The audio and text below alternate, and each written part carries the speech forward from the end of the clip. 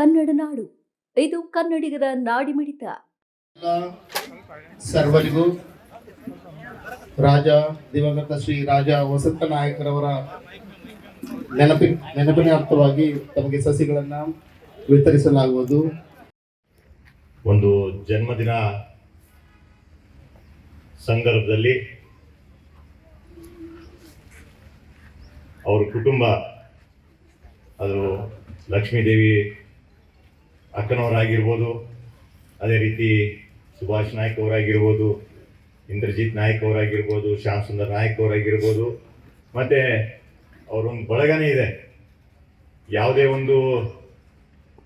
ಒಂದೇ ಸಮಾಜದವರು ಅಥವಾ ಒಂದೇ ಜಾತಿಯವರು ಅಂತ ಅಲ್ಲದೆ ಪ್ರತಿಯೊಬ್ಬರು ಜಾತಿಯಲ್ಲಿ ಮತ್ತು ಪ್ರತಿಯೊಂದು ಸಮುದಾಯದಲ್ಲಿ, ಸಮಾಜದಲ್ಲಿ ಅವರು ಬಹಳ ನಿಕಟವಾಗಿ ಒಂದು ಸಂದರ್ಭವನ್ನು ಬೆಳೆಸ್ಕೊಂಡು, ನಮ್ಮ ತಿಮ್ಮಾರೆಡ್ಡಿ ಅವರು ಹೇಳಿದ್ರೀಗ,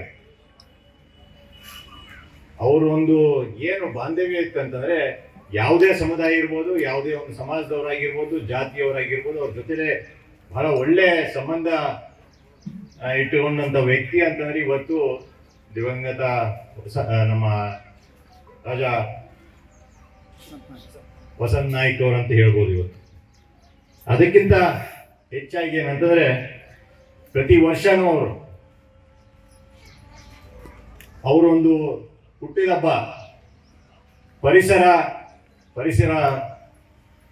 ಒಂದು ಜಾಗೃತಿಯನ್ನ ಮಾಡಬೇಕು, ಈ ಪಟ್ಟಣದಲ್ಲಿ ಹೆಚ್ಚಿನ ಒಂದು ಸಂಖ್ಯೆಯಲ್ಲಿ ಪರಿಸರ ಬಗ್ಗೆ ಮತ್ತೆ ಈ ಸಸಿಗಳನ್ನ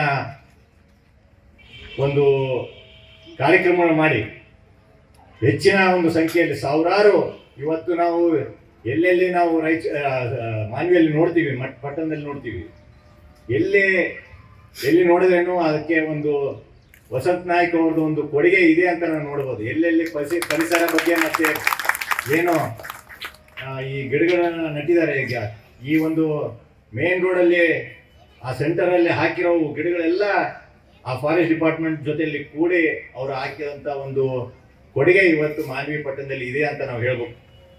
ಅದೇ ರೀತಿ ಇವತ್ತು ಖಾಲಿದ್ ಖಾದ್ರಿ ಅವರು ಮತ್ತೆ ನಮ್ಮ ಮತ್ತುವಲೆ ಸಾಹೇಬರು, ಸಜ್ಜಾದೆ ಸಾಹೇಬರು ಹೇಳಿದರು, ನಮಗೆ ಸ್ನೇಹ ಜೀವಿ ಅಂತಂದರೆ ಇವತ್ತು ಯಾವುದೇ ಸ್ನೇಹಕ್ಕೆ ಏನೇ ಬರಲಿ, ಎಷ್ಟೇ ತೊಂದರೆಗಳು ಬರಲಿ, ಅದು ನಿಂತ್ಕೊಂಡಂಥ ವ್ಯಕ್ತಿ ಅಂತಂದ್ರೆ ಇವತ್ತು ರಾಜ ವಸಂತ ನಾಯ್ಕ್ ಅಂತ ಹೇಳ್ಬೇಕಾಗ್ತದೆ. ಇವತ್ತು ಅನೇಕ ವಿಷಯಗಳಿದ್ದಾವೆ. ನಾನು 2005ನಿಂದ ನಾನು ಅವರ ಜೊತೆಯಲ್ಲಿ ಒಡನಾಟ ಇಟ್ಕೊಂಡವನು. 2004 ಇರ್ಬೋದು, ಬಟ್ 2005 ZP ಎಲೆಕ್ಷನಲ್ಲಿ ಮತ್ತು ZP TP ಎಲೆಕ್ಷನ್ ಬಂದಾಗ ನಾನು ಅವ್ರನ್ನ ZP ನಿಂದಿರಬೇಕು ಅಂತ ನಾನು ಹೇಳಿದೆ. ನಾನು ಅವ್ರಿಗೆ ZP ಎಲೆಕ್ಷನ್ ನಾನು ನಿಂದಿರಲಿಲ್ಲ, ನಾನು ತಾಲೂಕ್ ಪಂಚಾಯತ್ ಎಲೆಕ್ಷನ್ನೇ ಬೇಕು ಅಂತ. ಇಡೀ ರಾತ್ರಿ ನೀವು ಕೂಡ ಪ್ರತಿಯೊಬ್ರು ಕೂಡ ಮನೆ ಹತ್ರ ಒಂದು ಗಿಡವನ್ನು ಬೆಳೆಸಿ. ಯಾರೋ ಹೇಳಿದ್ರಪ್ಪ ಆಲದ ಮರ ಇರ್ಬಾರ್ದು, ಮನೆಗೆ ಬೇರು ಬಿಡುತ್ತೆ, ಮತ್ತೊಂದು ಮಗದೊಂದು ಅಂತೇಳಿ ಗಿಡಗಳನ್ನ ಕಡಿಬೇಡಿ, ಗಿಡಗಳನ್ನ ಬೆಳೆಸಿ. ಪರಿಸರ ಅದು ನಿಷ್ಕಲ್ಮಶವಾಗಿ ನಿಮಗೆ ಎಷ್ಟು ನಿಮಗೆ AC-ಗೆ ಕರೆಂಟ್ ಕಟ್ತೀರಿ, ಫ್ಯಾನಿಗೆ ಕರೆಂಟ್ ಕೊಡ್ತೀರಿ, ಏರ್ ಕೂಲರ್ಗೆ ಕರೆಂಟ್ ಬಿಲ್ ಕಟ್ತೀರಿ. ಗಾಳಿ ಬೀಸಿದ ಮರಕ್ಕೆ ಯಾವತ್ತಾದ್ರೂ ನೀವು ಬಿಲ್ ಕಟ್ಟಿದ್ದೀರಿ? ಇಲ್ಲಲ್ಲ. ಬೇಸಿಗೆ ಕಾಲದಲ್ಲಿ ಬಹಳ ತಂಪು ಅಂತ ಹೇಳ್ತಾರೆ. ಹಳೆ ಕಾಲದಲ್ಲಿ ಈಗಿನ ತಂತ್ರಜ್ಞಾನಗಳು ಬಂದು ನಮಗೆ ಪೂರ್ವಜರೆಲ್ಲ ಆಯುರ್ವೇದಿಕ್, ಈ 100 ವರ್ಷದ ಮುಂಚೆ ಆಯುರ್ವೇದಿಕ್ ಇತ್ತು. ಈ ಯಾರಿಗೆ ಬಾಣಿತನ ಹಾಕದೋ ಅವರಿಗೆಲ್ಲ ಈ ಬೇವಿನ ಮರದ ರಸವನ್ನು ಕೂಡಿಸ್ತಾ ಇದ್ರು. ನೋಡಿ, ಅವಾಗ ಆಂಟಿಬಯೋಟಿಕ್ ಅಂತ ಹೇಳ್ತಾ ಇದ್ವಿ. ಮನೆ ಮುಂದ ಒಂದು ಗಿಡಗಳನ್ನ ಹಾಕಿದ್ರೆ ಈ ಆಯುರ್ವೇದ ಅದು ಅಲವೇರಾ ಜೆಲ್ ಗಿಡ ಹಾಕಿದ್ರೆ ಹಾವು ಬರಲ್ಲ ಅನ್ನೋ ವಾಡಿಕೆ ಇತ್ತು. ಅದರಿಂದ ಏನು ಆಕ್ಸಿಜನ್ ಬೇಕಿತ್ತು. ತುಳಸಿ ರೀಸೆಂಟ್ ಆಗಿ ತಮಿಳುನಾಡಲ್ಲಿ ಪಟಾಕಿ ಮ್ಯಾನುಫ್ಯಾಕ್ಚರಿಂಗ್ ಕಂಪನಿ ಹತ್ರ ಬ್ಲಾಸ್ಟ್ ಆಗುತ್ತೆ. ಇದು ನಿಜವಾದ ನಡೆದ ಘಟನೆ. ಆ ಬ್ಲಾಸ್ಟ್ ಆದಾಗ ಏನಾಗುತ್ತಪ್ಪ ಅಂತಂದ್ರೆ, ಸುತ್ತಮುತ್ತ ಇರ್ತಕ್ಕಂತಹ ಮನೆಗಳೆಲ್ಲ ತುಂಬಾ ಅನಾರೋಗ್ಯಕ್ಕೆ ಹೋಗ್ತಾರೆ. ಅಲ್ಲಿಯೇ ಒಂದು ಬ್ರಾಹ್ಮಣ ಕುಟುಂಬ ಇರುತ್ತೆ, ಅದು ಚಿಕ್ಕದಾದ ಒಂದು ಗುಡಿಸಿದು, ಸುತ್ತಮುತ್ತವಾದ ತುಳಸಿ ಮರ ವನಗಳನ್ನೆಲ್ಲ ಬೆಳೆಸಿರ್ತಾರೆ. ಎಲ್ಲ ಮನೆ ಹತ್ರ ಹೋಗಿ ಬ್ಲಡ್ ಟೆಸ್ಟ್ ಮಾಡ್ತಾರೆ ಆರೋಗ್ಯ ಇಲಾಖೆಯವರು. ಅಲ್ಲಿ ಹೋಗಿ ಟೆಸ್ಟ್ ಮಾಡಿದ್ರೆ ಆ ಬ್ಲಾಸ್ಟ್ ಅನುಸಾರವಾಗಿ ಬೇರೆಯವರಿಗೆ ತುಂಬಾ ರೋಗಗಳು ಅನಾರೋಗ್ಯಗಳು ಬರ್ತಾ ಇರುತ್ತೆ. ಆ ಮನೆಯವ್ರಿಗೆ ಒಂದು ಯಾವುದೇ ರೀತಿಯ ಕುಂದುಕೊರತೆಗಳು ಆರೋಗ್ಯದಲ್ಲಿ ಸಮಸ್ಯೆನೇ ಬರಲ್ಲ. ಯಾಕೆ ಅಂದ್ರೆ ಅಲ್ಲಿ ಆಕ್ಸಿಜನ್ ಸಂಬಂಧಪಟ್ಟಂತೆ ತುಳಸಿ ಗಿಡಗಳು, ಮನೆ ಹತ್ರ ಇರ್ತಕ್ಕಂಥ ದೊಡ್ಡ ದೊಡ್ಡ ಮರಗಳು ಅವರನ್ನ ರಕ್ಷಣೆ ಮಾಡುತ್ತೆ. ಹಾಗಾಗಿ ನೀವೆಲ್ಲರೂ ಕೂಡ ಮನೆ ಹತ್ರ ಒಂದೊಂದು ಗಿಡವನ್ನ ನಾಟಿ. ಯಾಕಂತಂದ್ರೆ ಮಾನವಿ ಭಾಗಕ್ಕೆ ನೋಡಿ, ಸಾಲು ಮರದ ತಿಮ್ಮಕ್ಕನನ್ನ ಕರೆಸ್ತಕ್ಕಂತಹ ಒಂದು ವ್ಯಕ್ತಿ ವಸಂತ ನಾಯಕ್ ಅವರು. ಮುಂದಿನ ಅವರ ಬಗ್ಗೆ ಆಲ್ಮೋಸ್ಟ್ ನಿಮಗೆ ಗೊತ್ತಿರುತ್ತೆ. ಅವರ ಬಗ್ಗೆ ತಿಳಿದಿರ್ತಕ್ಕಂಥ ಅವರ ಆಸೆಗಳನ್ನ ನಾವೆಲ್ಲರೂ ಕೈಗೂಡಿ ಅವರ ಆಸೆಯನ್ನ ನಾವು ಪ್ರತಿಯೊಬ್ಬರು ಮನೆ ಹತ್ರ ಒಂದೊಂದು ಗಿಡಗಳನ್ನ ನಾಟಿ ಹಾಕಿ ಮುಂದೆ ಬರ್ತಕ್ಕಂಥ ನಮ್ಮ ಈ ಬಿಸಿಲಾಡಲ್ಲಿ ನೀವು ಮಳೆಗೆ ದೇವ್ರನ್ನ ಕೇಳಬೇಡ್ರಿ. ನಿಮ್ಮ ಮನೆ ಒಬ್ಬೊಬ್ಬರ ಮನೆ ಹತ್ರ ಒಂದೊಂದು ಗಿಡ ಇತ್ತು ಅಂತಂದ್ರೆ ಮಳೆ ನಿಮ್ಮ ಮನೆ ಹತ್ರನೇ ಬರುತ್ತೆ. ನೀವು ಹೋಗಿ ದೇವ್ರನ್ನ ಕೇಳ್ಕೊಂಡು ಅಪ್ಪ ಈ ವರ್ಷ ಮಳೆ ಬರ್ಲಿ, ನಾವು 108 ಸತಿ ಹೋಗಿ ಹಳ್ಳದಿಂದ ನೀರು ತಂದಾಕ್ತೀನಿ ಅನ್ನೋ ಭಾವನೆ ಬಿಡ್ರಿ.